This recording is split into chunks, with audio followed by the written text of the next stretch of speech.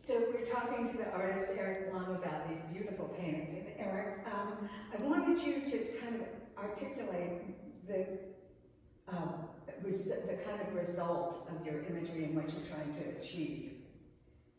What I'm trying to achieve is something I have never seen before in my own work.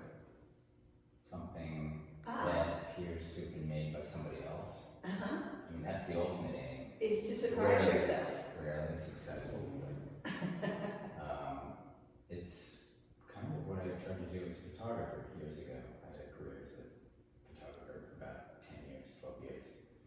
And what I always wanted to achieve was what I'm painting today. Oh, in photography? Yeah.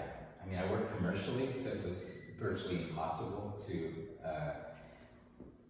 produce images like this, but it's what I always had in the back of my mind.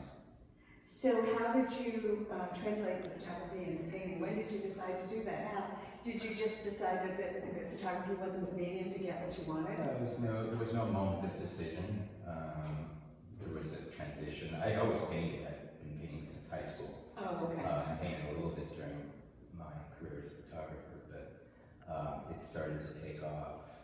The transition started to happen in the mid-'80s, I guess, early mid-'80s, when I lived in London. And how did you develop this particular process?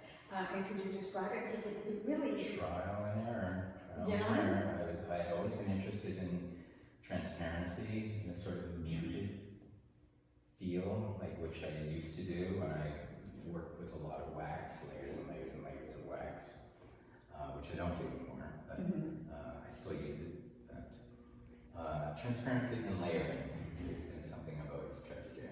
Well, I guess and silk seems to be the perfect canvas for that. Right, and the silk, and the combination of the material seems to really give that elusive quality to the imagery and to the forms.